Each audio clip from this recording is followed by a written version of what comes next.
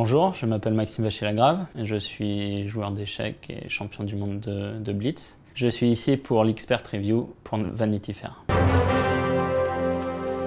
Cet échec était le but de la séquence. Elle a commencé par le fou, ce qui a réduit la portée de la tour. Elle est bloquée sur une rangée, ce qui la rend moins menaçante. Les gens dans les auditoriums, ça a été le cas notamment justement dans les années 60 où se passe la série, notamment à la radio. C'est plus comme ça que c'est retransmis. Alors il y a toujours des spectateurs qui regardent dans la salle de jeu ou dans l'auditorium. Mais la principale source pour suivre une compétition, c'est via Internet, avec des retransmissions qui sont faites de façon professionnelle avec caméra sur les joueurs. Pourquoi ce jeu captive tant de monde au final? C'est qu'il y a tellement de réflexions à effectuer et que quand on a la bonne personne qui permet de retransmettre ce que font les joueurs à ce moment-là, alors même qu'on n'a pas le niveau de reproduire ou de comprendre ce qui s'effectue sur l'échiquier et de comprendre un peu quels sont les mécanismes de réflexion des joueurs, je pense que c'est ça qui captive les gens.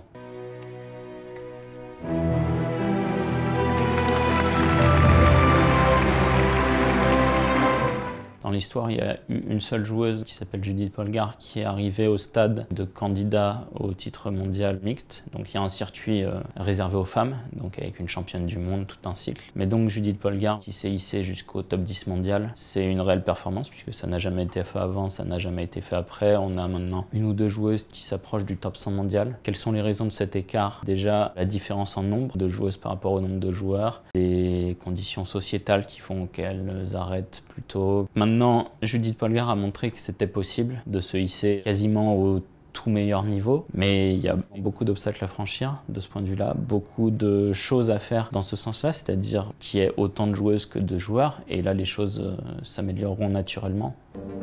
You there, D5!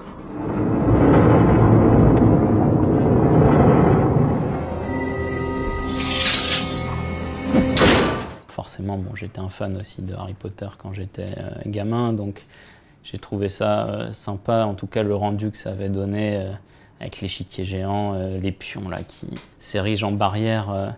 Voilà, et ça notamment, c'est vrai que ça retranscrit bien une idée propre aux échecs qui se dit que les pions sont les pièces les plus faibles, qui ont le moins de valeur. Mais d'un autre côté, il y a une citation de Philidor, un très grand joueur, qui disait « Les pions sont l'âme des échecs ». C'est grâce à ces pions qu'on arrive à mener nos pièces vers la victoire. God, me I did it. Checkmate. Le jeu d'échecs pour les enfants est à la fois ludique et également permet d'apprendre énormément de choses en termes de raisonnement logique, en termes de patience, en termes de valeur de respect de l'adversaire. Moi, j'y trouve que des bénéfices.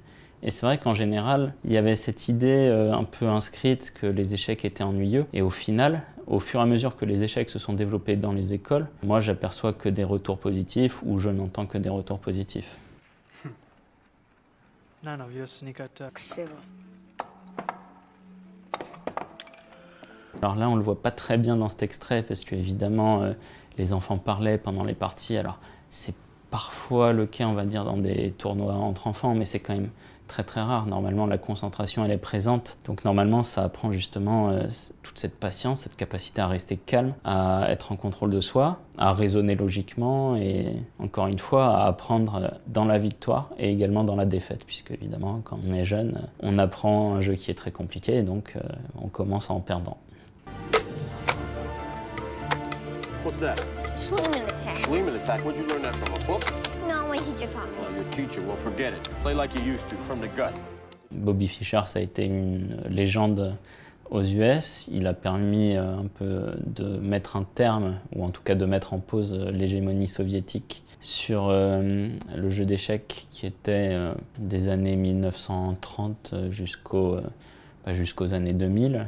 Parce que sinon, tous les champions du monde avant et après étaient soviétiques. Good move. Yeah. Yeah. Yes. Alors, ce qui fait partie du mythe, c'est l'idée que justement le jeune garçon apprenne directement dans le parc. Ça joue très vite, là ça joue en blitz, donc généralement c'est 5 minutes par joueur, voire 3 minutes. Donc là, évidemment, pas le temps de réfléchir, tout va très vite. Ce que j'aime bien, c'est que les mouvements sont naturels, donc clairement, on a affaire à des vrais joueurs. L'idée, voilà, le déplacement des pièces, le fait de taper avec une pièce la pendule, tous les mouvements sont fluides, la partie est fluide. Le jeune garçon, clairement, sait jouer aux échecs, enfin, pas uniquement dans le film, mais dans la vie également, quoi. Never play the board, always the man. You gotta play the man playing the board. Play me. I'm your opponent. You have to beat me. En fait, on apprend comment? J'apprends soit auprès d'autres personnes, donc de mes entraîneurs principalement, soit en compétition quand je joue mes parties et quand je peux reproduire mes erreurs. Tout ça, c'est un processus donc, qui est très long, qui prend toute une vie en fait. En tout cas en termes de connaissances, en termes de nouvelles choses à apprendre et de nouvelles idées à exploiter ensuite.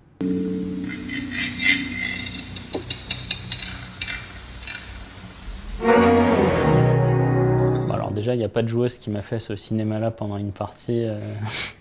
Ça m'est jamais arrivé. Et d'ailleurs, bon, on voit quand même que la scène, au final, elle n'est pas réussie d'un point de vue réalisme, dans le sens où on voit que les mouvements des pièces sont mal effectués, très peu fluides. Donc après, clairement, la partie d'échecs n'était qu'un prétexte, alors que c'est partie intégrante, notamment de Queen's Gambit, de Searching for Bobby Fischer. C'est normal qu'il y ait ce décalage. Les regards pour perturber l'adversaire, pas vraiment, parce que généralement, justement, au contraire, on évite de donner des informations. Je vais toujours rester le plus impassible possible pour ne pas montrer de sentiments d'inconfort, pour ne pas montrer de sentiments d'euphorie, qui peuvent être des indications pour mon adversaire. Je vais justement chercher dans son regard, dans sa gestuelle, un sentiment d'inconfort de sa part, un sentiment d'impuissance qui va me conforter justement dans mes convictions, dans ma position, qui va me permettre aussi d'utiliser ça pour obtenir le chemin vers la victoire. Bon, le roi, il se déplace d'une case, dans n'importe quelle direction.